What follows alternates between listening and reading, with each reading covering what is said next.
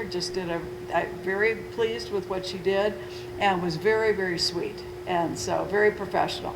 And I was surprised at how huge it was. Yeah, it was really a huge academy. 5,000 square feet. Yeah, it's huge. Yeah, it's really amazing. Well, maybe I need to go for more than just the haircut. I don't know. Didn't know about those facials and things. Well, anyway, okay, Jamie, tell me about your company. Yes, so I'm with Everguard Roofing. We've been in business for 20 years here in Albuquerque. We are family owned and operated. So most of our employees have been with us for almost the entire time we've been open. Wow.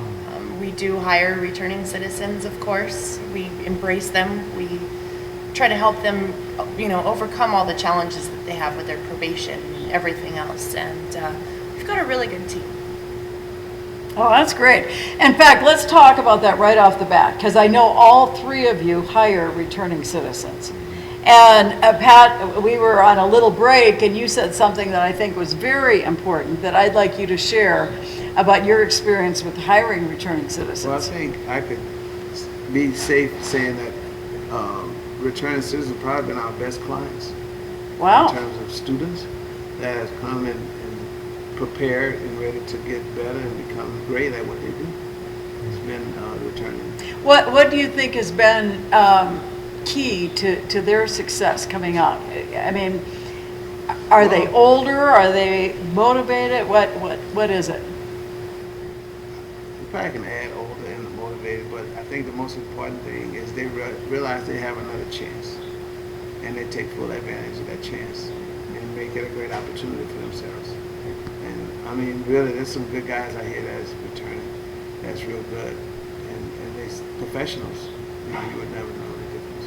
Yeah, well, they get trained, in the prisons, because somebody has to cut the hair in prison. So they go through training in prisons, and then when they come out and could go to your school and get the finished license and whatever is required, I bet they are motivated and really ready to go. Yeah. Jamie, how about you? It's been really good. Like I said, we've got a lot of employees that have come in to, some higher positions in our company, starting off with the roofing level and moving all up into estimators and management positions. And they've, I agree. I completely agree that, sometimes they're just a little bit more respectful, a little bit more open, willing to learn, willing to accept that, they can better themselves through employment. So we've had a great. So you've had good success with Yes, returning citizens absolutely. as well. And one thing that's always positive, they have to deal with their probation parole officer, and so they've got to follow the rules. Absolutely. Yeah. We ask for honesty, but in the long run, we tailor to the schedules, we'll make arrangements, all of that stuff. Make Oh, and that's good, accommodations. because they do have to follow their rules. Absolutely. Yeah. Tayoko, how about you? Because I know you are willing to and eager to hire returning citizens too. You want me to share some of the experiences that we had with this? Yes, why don't you? Yeah. Well, we had some good candidates that started off with this, and I think one of the challenges was the time that they left the work was typically a situation that created stress. There was COVID that came up too, that shut down a lot of the support systems. So this is really the type of business that requires some, constant and long-term training, and so we're looking for.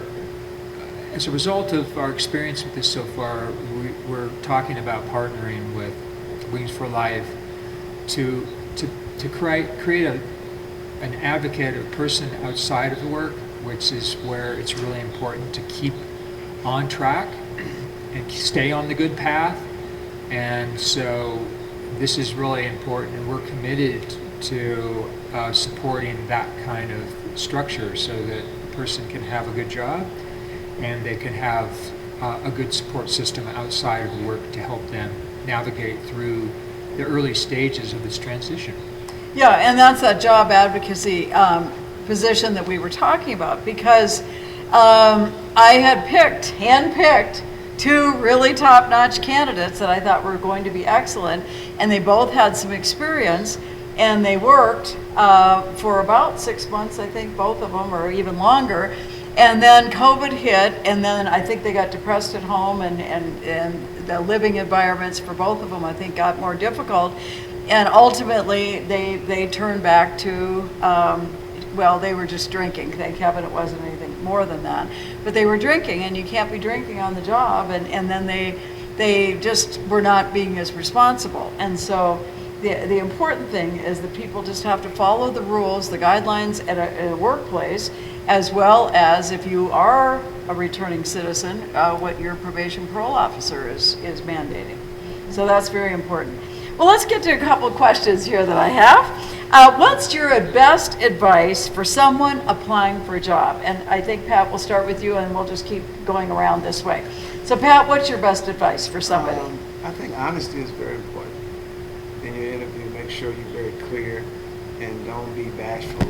Have confidence and talk about your weaknesses. And we none like to talk about our weaknesses, but at the same time, it shows that you're human and not Superman or Superwoman going and trying to get this job that don't have no weaknesses, because that's a false signal.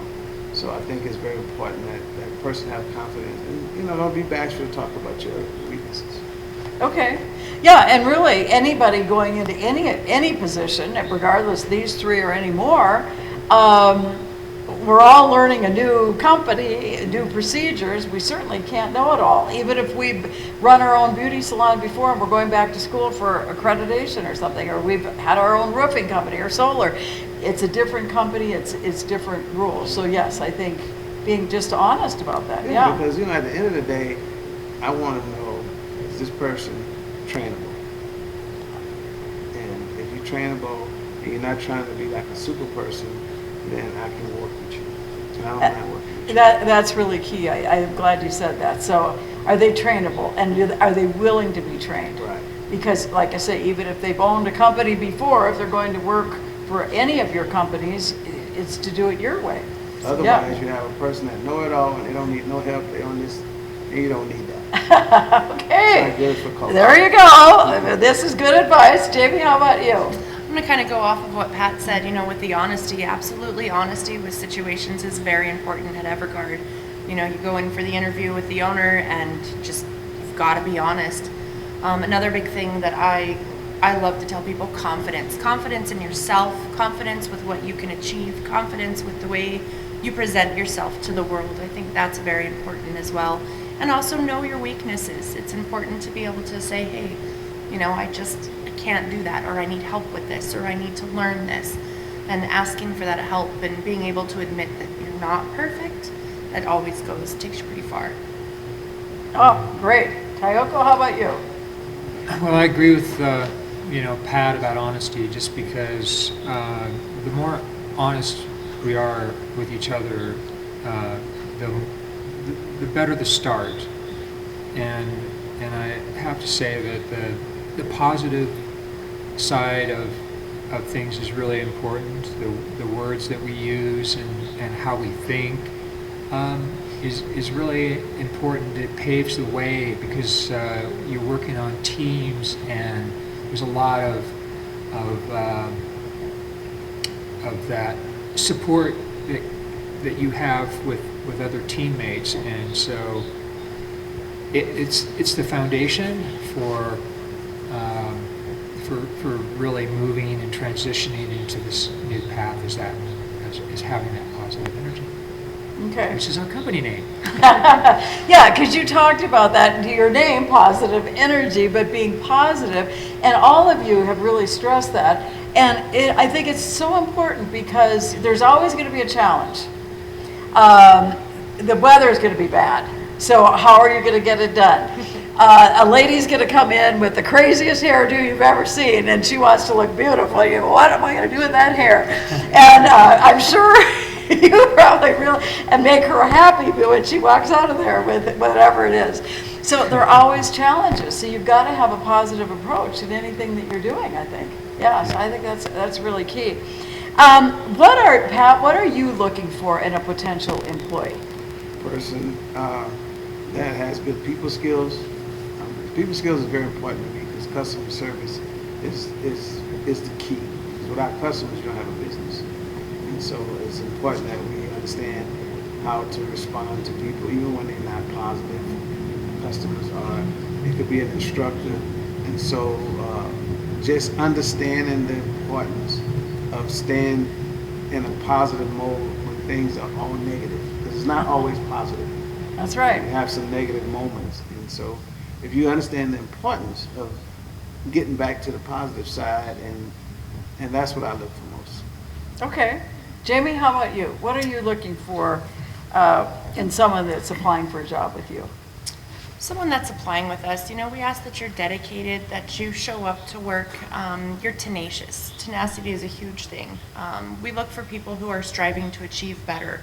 And whether you use Everguard as a stepping stone to get into a different career or make it a career, always have that, that need to achieve more and to be better. And we really enjoy hiring people with that type of attitude. They hold on to what you teach them, and they care about it, and they take care of it themselves, and pride. Yeah, pride in their work, whatever that work is. Absolutely. Yeah, good advice. Tayoko, how about you? Well, first thing is to come to the interview on time. Yes. and really, you gotta want the job, and that might mean that you do a little bit of research before you come to the job, so you know a little bit about it, and maybe you ask some questions like, what's a day like? What's a typical day like? What is that? What do you do? What would I be doing? And showing that want is the most powerful force of accomplishing what's important. And so that's what we're looking for. Okay, and that ties into another question that I had, so I'll take it in this order because you brought it up, is how to be prepared for the interview. And all three of you have websites, and what I encourage everybody to do, and tell me if I'm right about this, because you're the bosses here, but research and go to the website, learn everything you can about that company. And then you walk in, and then you were at least educated about that particular company, and then you can ask intelligent questions. But how do you feel? What do you say to my comments, Pat? And what else can somebody do to be prepared for a good interview? Ask questions. Talk to people in their community. Ask them if they ever heard of this company and what do they know about it, whether it's good or bad. I think the more you research and the better you prepare, the better your interview can be for yourself. I agree with that. Jamie, how about you? Absolutely. Research. The more you know about the company, the industry, the brand, whatever it may be, the better armed you are to have a better interview. You already know what you're talking about, you know what you're looking for, you know what they're offering, and you know somewhat what the job might entail. I think that's a great way, the research, asking questions, talking to other people in the industry, whether it's the same company, different company, and reviews. Reviews are everywhere. You can find out almost anything through a review. Okay, great advice. Tayoko, how about you? Well, that preparation could even mean asking, like, who am I going to interview, and there's some questions that I need to be able to answer. You can ask information of the person who's going to be hiring you, and just get more comfortable with what's going to look like when you show up. And maybe you're even, you're like a really early morning person, and so you want to do the interview in the morning and not in the afternoon. And so you express a preference if that's going to help you be your best.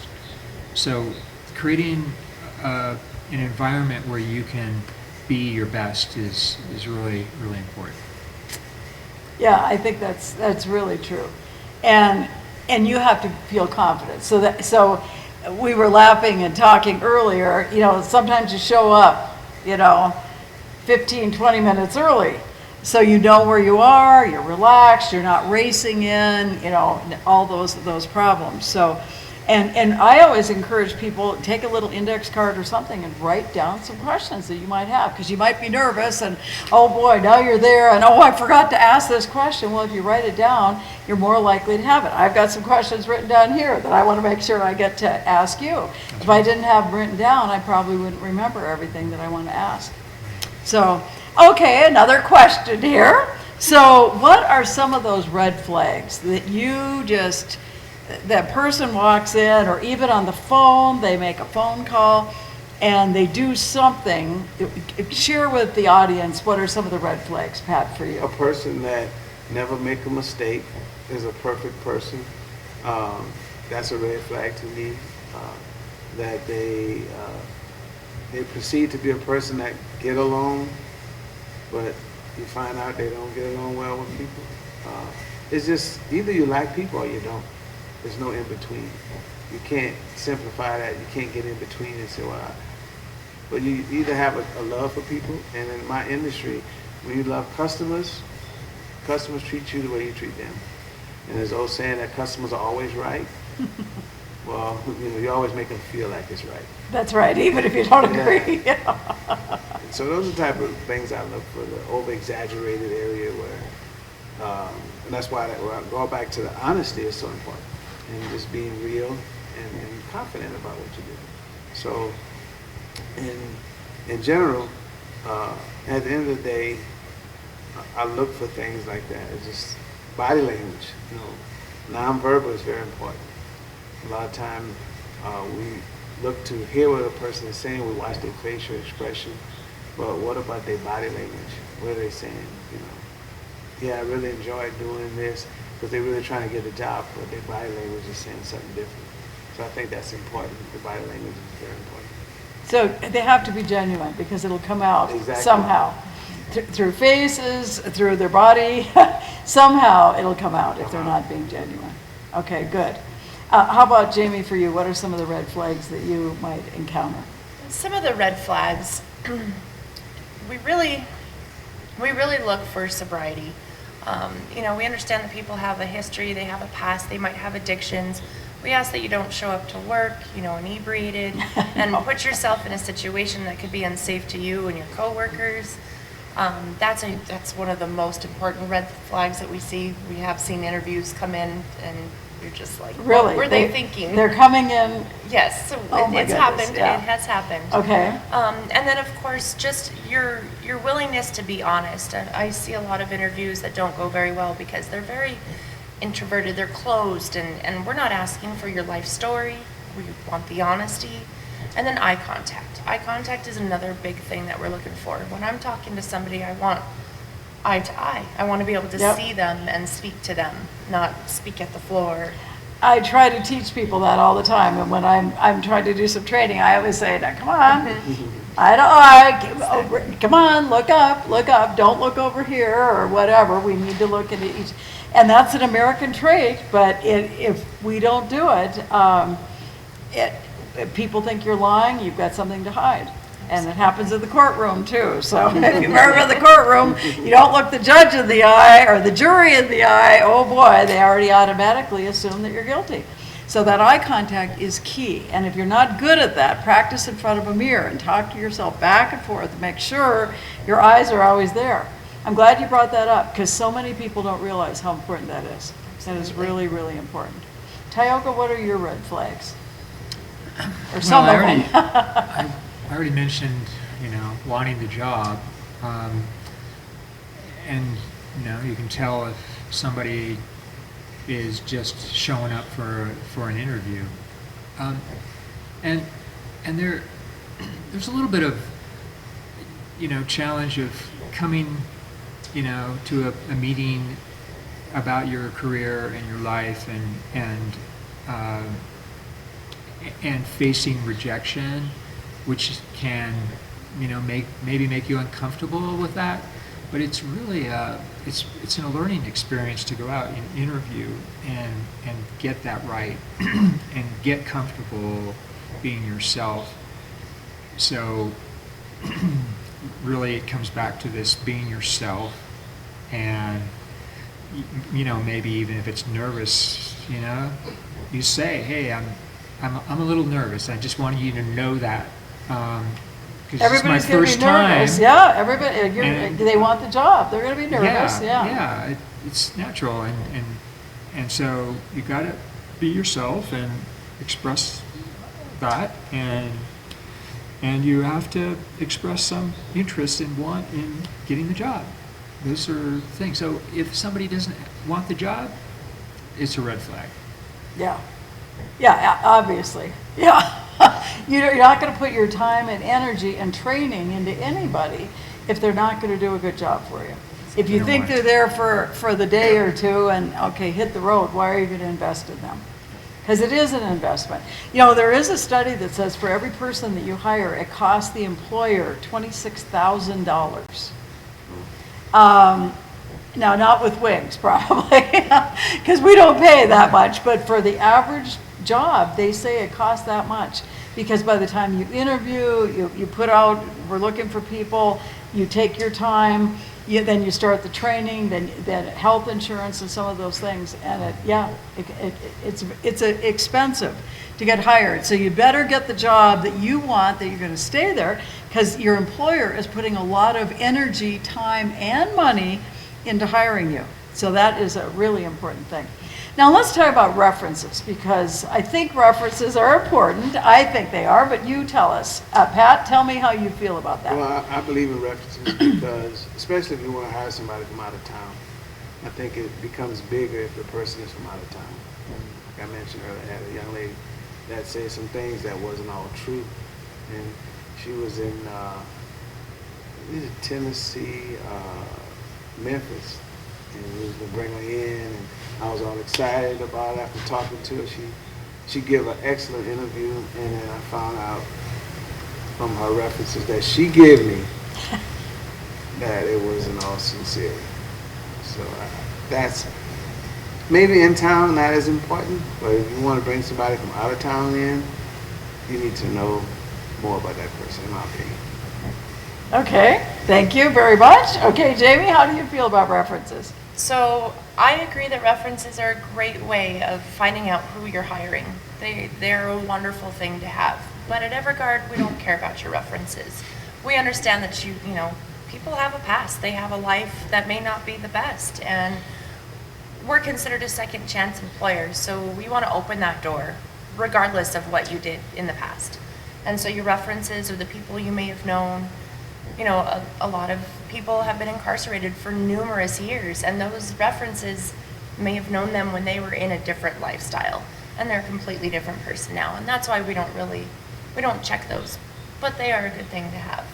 Okay, and so I think references, it depends on the company too. Yes. Now, how do you feel about references?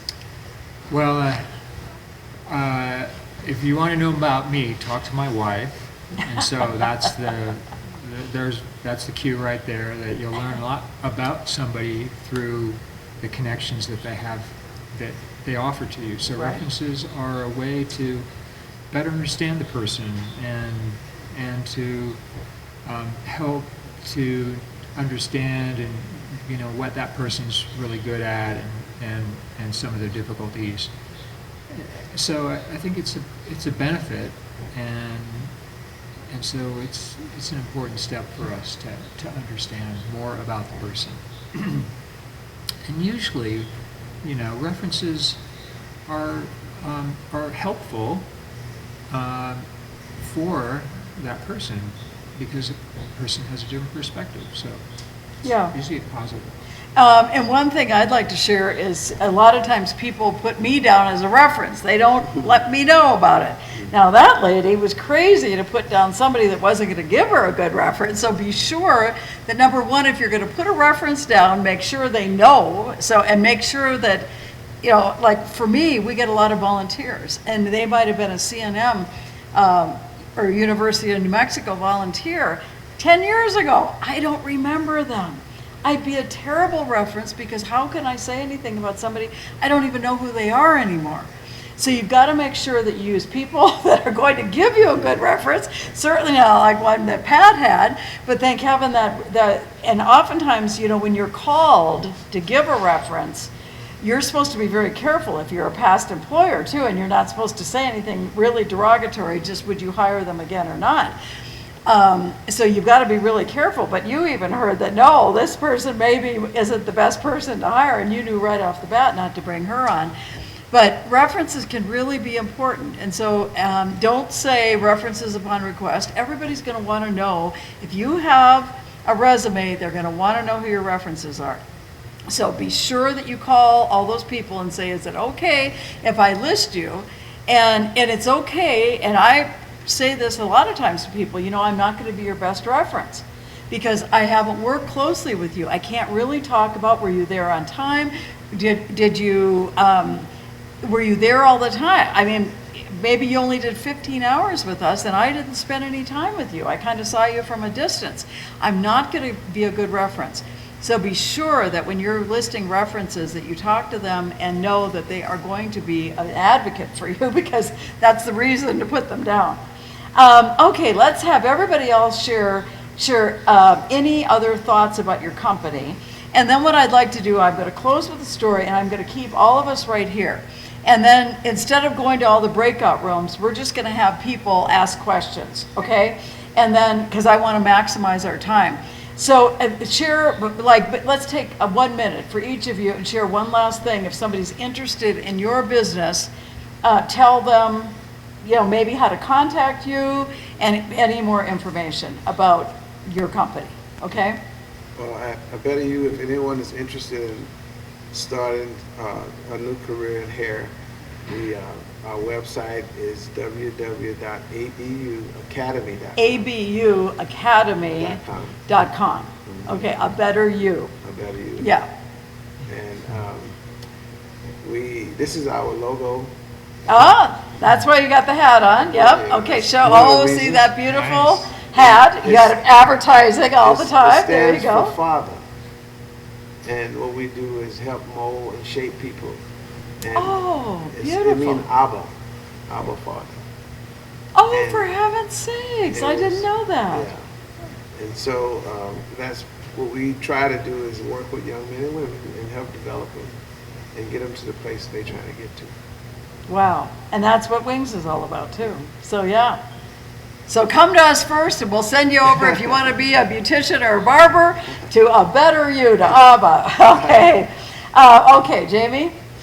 So with Everguard, one thing, entry level, no experience roofing, just trying to get your foot in the door into a construction industry, it's a great way. We provide training through the NRCA, the National Roofing Contractors Association. This training will eventually give people who are certified the ability to go nationwide and do roofing anywhere. Usually that cost is to the employees, but Everguard picks up that cost. So we're providing free training. And entry level from the ground up. I mean, we'll teach you every aspect there is. And again, it's not just for guys. There's lots of ladies in roofing. I put on my pink card hat all the time. So it's lots of fun. More than just roofing as well. You can estimating, HR, management. There's so many opportunities with roofing. It's a great, great company to work for. Tell them the website. It's www.everguardroofing.com. So everguardroofing.com. And we don't take applications online. We just want you to come in and talk to the owner. Hey, there you go. Just walk in the door, and I've heard that you get hired right off the bat. It happened with me. Yeah. Oh, did it really? Yes. Oh, wow. Just be clean and sober. Okay, Tayoko? Yeah, this is the future is with what we're a part of, renewable energy, and it's a really important step and important work for this transition for the world. So we're really committed to being a part of the community, and that means hiring returning citizens. And so we're committed to working with Wings for Life to help that outside support, which we think is an important part of the success of this.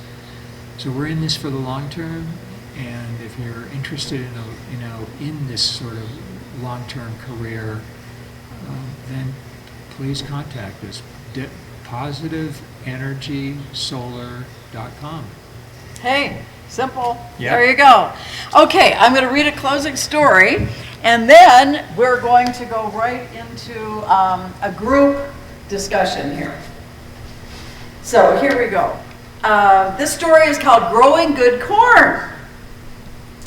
One year, a newspaper reporter interviewed a farmer who grew award-winning corn, and he learned something very interesting about how he grew it. The reporter discovered that the farmer shared his seed with his neighbors. And he asked, how in the world can you afford to have your best seed corn and give it to your neighbors when they are entering the same competition with you every year? And the farmer said, well, why, sir, didn't you know? The wind picks up the pollen from the ripening corn and swirls it from field to field. If my neighbors grew inferior corn, cross-pollination would steadily degrade the quality of my corn. If I am to grow good corn, I must help my neighbors to grow good corn. He was much aware of the connectedness in life. His corn could not improve unless his neighbor's corn also improved. And so it is with our lives. Those who choose to live in peace must live and help their neighbors to live in peace. Those who choose to live well must help others to live well. For the value of life is measured by the lives that it touches. And those who choose to be happy must help others to find happiness. For the welfare of each is bound up with the welfare of all. So if you have something good, and I think all these employers do, don't keep it to yourself, but share it. It is when we give that we receive. And then we get so much more. So, kind of like that story, we were talking about jobs, and let's go out and sow that good corn. Every company that we talked about here, and really any company, you have to work together as a team. You have to be positive. You have to be honest in your work. And when you give to others, it always comes back so much more to you. So now we are going to go into just a group breakout room. So Bryce, let's unmute everybody. And any